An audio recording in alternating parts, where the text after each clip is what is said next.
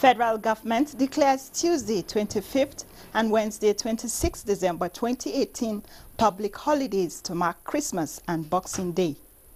Securities and Exchange Commission (SEC) says it won't prosecute multiple account holders, just as investors oversubscribe federal government's sukuk.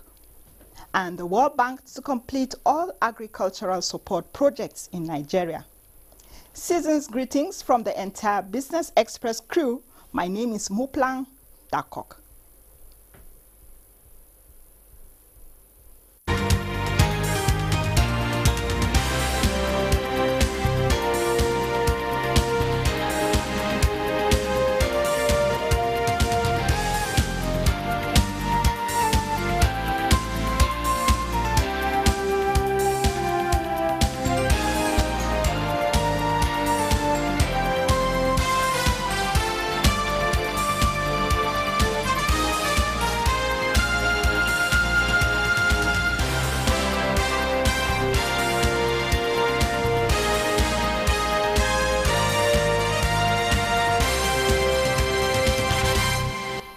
Most financial institutions today operated below optimal to allow their staff join loved ones for the Christmas holiday.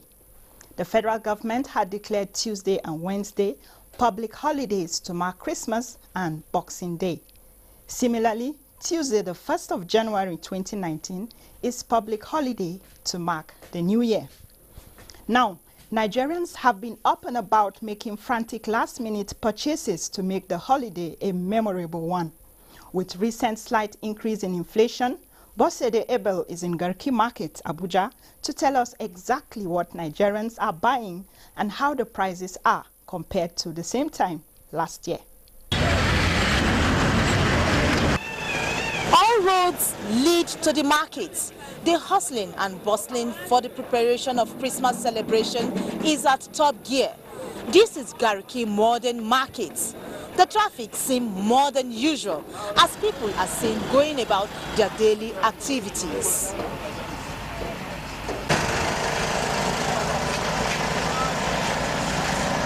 Shopping is immense, from foodstuffs to decorations. How is the business and how is the patronage like? This biggest one is for 1,000 naira. Why this one is 800? This one is 700. So last year, how was it? Last year, I sold this one 800 naira. This one 700, this one 500. But everything added money this year. There's not much difference. Yes. I think they are almost the same thing with what was sold last year, 2017. How much did you buy this basket of onions? I bought it 1.5. I bought rim May, and I bought it 700 naira when I traveled. Okay. So the difference now should be up to 800 naira if I'm not mistaken. 1.5 now. So it's very expensive now. It's just 2 basket money. We're buying 1 basket. This one on Nigeria rice local one. Okay. Yes, you just sell them back 75. Okay. Now, this one on Nigeria rice, John way no get sand for inside. You just sell them 16,500, 17,000. So what about for Mudu measurements? Mudu, this is local rice 400 naira. Okay. And for this one? This one 500. This one 25,000. Okay. Yes. This one now Olo, they're selling 26,000. Okay. And this one now RMBs, okay. They're selling 25,000. Okay. This beast you don't count them for now. Okay. Before that one now 35,000 they sell, 16,000 because now the new one don't come. Yes, this one 25,000 they sell for now. Okay. Yes, this one 26,000. White beast they sell 400 naira for Mudu. So before now? Before now 500 they sell. The price change. The brown one, this brown one, before we are buying it 1.2, but because of the occasion, because of the Xmas, they increased it to 1.4. Then this broiler, normally we are buying it 30,000 naira. Now it's 4.5. So there is increasement. The local one, the increasement is not much. It's just 100 naira difference. Before this one, those ones we are saying, we buy it 1.2, now it's 1.3. We are selling it 1.4. If we want to see interest on it now, we're supposed to sell them 1.5. You understand? Because the minimum of the thing where we buy for the market. And then we go market, things cost. No reduction, no anything we say reduct at all. That's That's the situation here at the Gariki Modern Market here in Abuja. I am Bossede Ebul. Back to you in the studio. All right, thank you, Bossede, for that market survey. Obinaya Urakpa is a personal development trainer and entrepreneur. He joins us to discuss spending patterns, plans and lifestyles during holiday seasons like this. Thank you very much for joining us on Business My Express. pleasure. Thank Okay, you. so you saw some of the items that Nigerians spend money on during these festivities. Yes. So what would you say are the motivations for the spending? Well, you know, people have this bandwagon effect that happens on them, especially during festive periods. My take is that some of it is social, some is cultural, some is just like our people say, follow. You want to do what everybody else is doing. The motivation is sometimes you just want to be, go with the Joneses. You want to be like everyone else, you know, but some of it is also psychological. People need to manage their self-esteem to the point where you just do what you want to do, not what you're pushed to do. You know, so if you look at it very well, for instance, people want to travel to the east for very cogent reasons. Some have elderly parents they need to see, some need to have family meetings and so on. So they make up their mind they must go. But some have become a little wiser over time to now decide that they wouldn't travel when everyone else is traveling.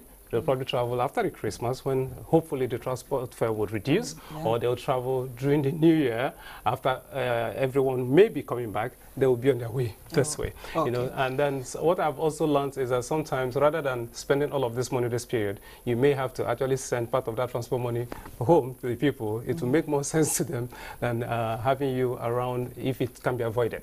Okay, so can you tell us the place of demand and supply in these circumstances? That's talking about the spending. Excellent. Just like secondary school economics, when the demand is higher than the supply, of course the price would go high. What has happened is that, for instance, on transport, you see a lot of people traveling at the same time, meaning that you have probably fewer buses or fewer transport infrastructure available. Definitely the providers of that would jack up their prices. And when you also get to the areas where these people are going to, issues of hotel prices may go up, prices of goods and commodities may go up in those places. Even with the airlines, prices have gone up. You know, and this doesn't just happen here, it happens almost across the world. Whenever you have people pushing towards a particular end, you're likely to have prices of commodities that are being sought after go up. So it's a natural thing that happens whenever you, the interest shown in a particular field is very obvious. The holders of those items will be tempted to increase their prices. Okay, so do you think that scale of preference is applied in terms like this, or should it be applied in terms like this? Scale of preference will apply where people use their brain to do things in this circumstance, when people apply objectivity.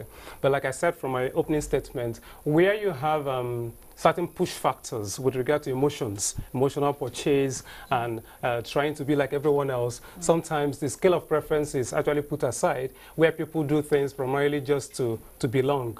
To wear a certain ashebi, to eat certain things that others are eating. Let it be that we're eating rice and chicken when others are eating rice and chicken. So some objectivity hardly applies in such circumstances. But those who are wise enough to understand that there is a month called January, which I'm sure we'll look at, will also are careful to apply scale of preference, to understand that you need to apportion the money in your hand or the resources in your hand to things of greater need, not just things that you need to do to impress anyone. Okay, so do you think it makes sense to purchase items needed for the season, talking about Christmas, ahead of time, since we've observed now that prices usually go up during the festivities? Yeah, definitely. It comes down to planning, and like we've had cause to discuss on this platform a couple of times, our people need to begin to learn how to plan. Some people are wiser now to understand that when festive periods come, especially for food items and maybe fashion materials or those critical things that people need to be like, at least to appear to be celebrating with everyone else, some people have become smarter to say, okay, we're going to use things like rice or meat and then we're going to wear apparel and dress in certain ways. Some ahead of time go to either deposit money with the providers of such services to say, okay, this is part of my money, and they pay bit by bit and pay off before the prices go up. Some traders have become smarter. If you give them that money, it becomes time value of money, and they know they're going to trade with that money. Sometimes they discount the prices. So any smart person who plans his life very well may actually get some level of headway along that path. Okay. You know? So do you see any implications for January? You know, it is said that January is the longest month in the year. Yeah. So do you see any implications in the month of January after so much spending, especially on the personal economies of spenders? Definitely, I see a lot of challenges because I just made some inquiries for those who want to travel by roads as high as 13,000 to 18,000 naira to go. You're not talking about the price of coming back. For those going by air, I've heard such crazy prices like 75,000 one way and so on, and then prices of items and so on. Now, there are definitely implications, I assure you. There will be implications for school fees. Some schools are going to reopen on the 8th of January. Some are going, there are issues of house rent and so on. So personal economies are going to be affected. Some are going to have to fail with regard to meeting their commitments to their landlords and commitments for school fees and so on. So definitely there will be implications for personal economies, I assure you of that. Okay. So what advice do you have for people to prepare towards this longest month of January? Now, my advice is, if you've missed it, you've almost like missed it by now. This is almost the eve of the Christmas holidays, and the New Year is just a few days away. Those who have missed it for this year. Now, so let's plan for next year. I would advise, even those who have almost missed it, I will advise that if you have started spending, put a pause. Like one financial planner will advise you, if you're already in a hole, stop digging. Stop digging. Don't spend. Don't spend emotionally. Do not go for any launching in the village and they make you chairman and you spend what you're not, or you go and pledge what you're not supposed to give, or you impulsively spend or donate. So I advise, pause, take it easy. Have a budget before you appear in any bazaar or in any whatever ceremony. And then before you go to the market, you can keep your wallet at home or keep your ATM with your spouse and go do window shopping and make up your mind that you're going to spend just this much. And remember, you need to return. And then also remember that you have things to do in January. So it comes down to financial planning, comes down to budgeting, it comes down to plotting your graph and use what you have. Cut your cloth according to your material, not according to your size, because you use exactly what you have. You don't spend money you don't have. And then also know that you can never tell what will happen next year. There will be implications for the economy with regard to inflation and so on. All of this spending we're having now, prepare your mind, would have implication ultimately. So my advice really is that going forward, Nigerians and of course whoever is listening should put pen on paper, do proper budgeting, plan and work with what you have. And if you have anticipated income, wait until they come in before you spend them, and spend your money on paper before you spend it cash. Okay. Thank you very much. We've been speaking with Obinaya Urakpa. Yes, he's a financial expert and advisor. Thank you very much for joining us on Business Express My today. pleasure, Plan. All right. The federal government says it is not increasing tax rates, but rather working to significantly increase collection. Minister of Finance Zainab Ahmed, while briefing on the 3 years management of the economy by the present administration, said government is committed to offsetting outstanding liabilities and creating the necessary environment for desired growth. Leah Katung Babatunde has the rest of that story. The lifespan of the present administration witnessed a recession at its inception, and subsequently the government put in place strategies to reflate the economy and get it to work again. With meager resources and a lot to do, the government came up with the Economic Recovery and Growth Plan, ERGP, a development plan to grow the economy and win it of all dependence. Minister of Finance Zainab Ahmed gives a breakdown of achievements recorded so far in the 3 years of this administration, and it includes, in her words, the ability to pay inherited debts and liabilities, which this administration received in 2015, along with a responsible debt management strategy. Key drivers of growth for us will be enhanced revenue performance, enhanced performance of the productive sector of the economy, and that includes agriculture, mining, as well as manufacturing and industry, but most importantly, enhance performance of our small, medium enterprise. Outstanding pension liabilities as well as export expansion grants to manufacturers spanning the period between 2014 and 2017 are also receiving attention. So what the government is going to issue are promissory notes. And let me quickly add that when we issue promissory notes, it means the debt stock will increase. It won't be that the present administration, borrowed all of that 1.9 trillion. It will be that they were inherited. We're just converting them from arrears into the debt stock. In the quest to boost resources, government is working with relevant agencies to harness data across platforms to ensure transparency and accountability in the ongoing reform processes. We're building the system. For now, this year we have decided to also embark on the blockchain technology in order to boost our own exercise process and collection. We want investors that subscribe for shares in multiple names, some of them in fictitious names, to go back to their brokers and also their registrars to be able to check into their records. Looking into the new year, government is affirming its stance on public finance management to include debt recovery, social investment, healthcare, infrastructure provision, access to credit, particularly for the agricultural sector, power sector funding, aviation and housing, among others. In Abuja, I'm Leah Kating, Babatunde. And investors have continued to sell off massively as the holidays set in. Musa Abubakar brings us up to speed on what the market looks like in the week ended Friday, the 21st of December, 2018. A total turnover of 1.472 billion shares worth 18.6 billion naira in 15,610 deals were traded last week by investors on the floor of the Nigerian Stock Exchange. The NSE All-Share Index and market capitalization appreciated by 0.33% to close the week at 30,773.64 basis point and 11.2 trillion naira. The financial services industry led the activity chart with 918.303 million shares valued at 11.015 billion naira traded in 9,154 deals. The healthcare industry followed with 280.72 million shares worth 78.51 million naira in 259 deals.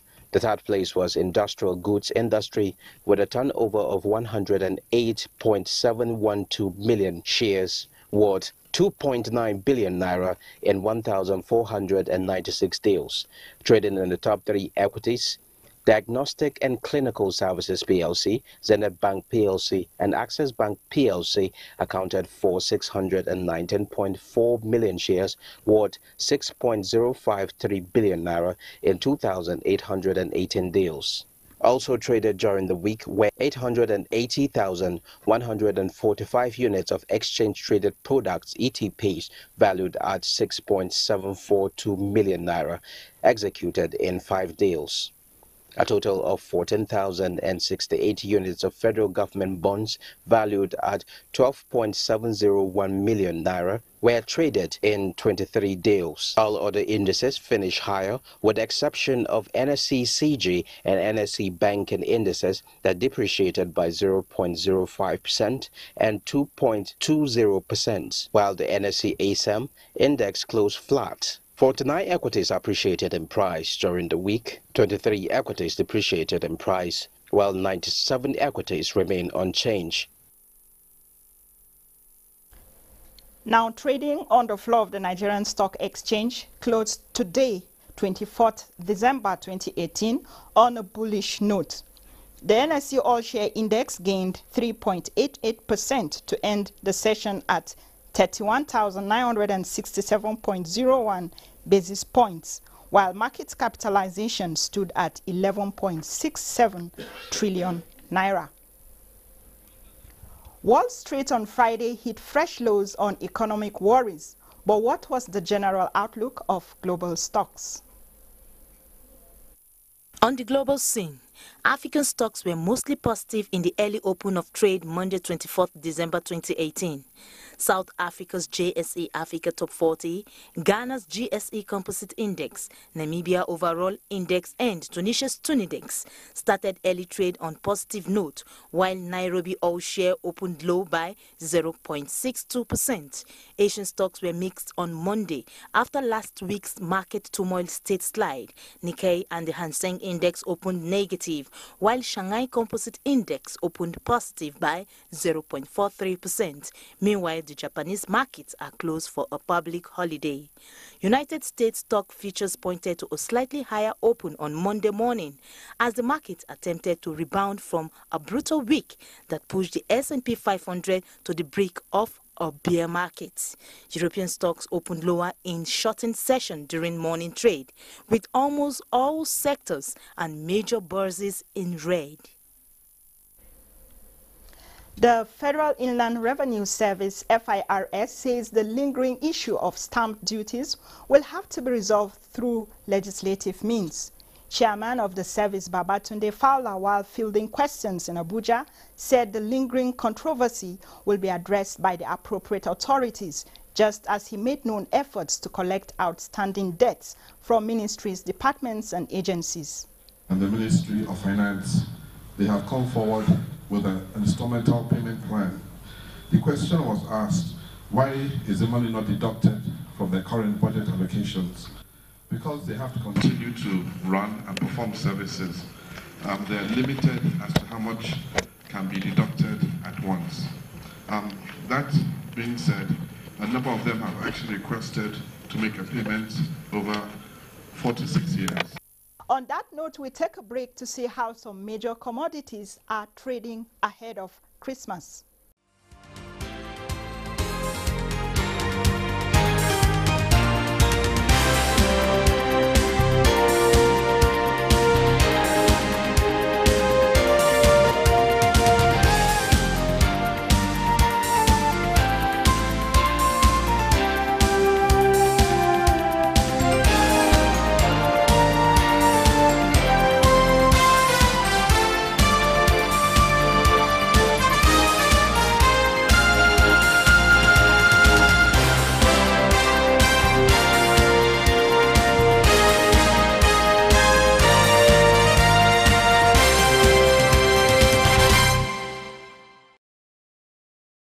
A quick look at the currency market, where the Naira held grounds this weekend.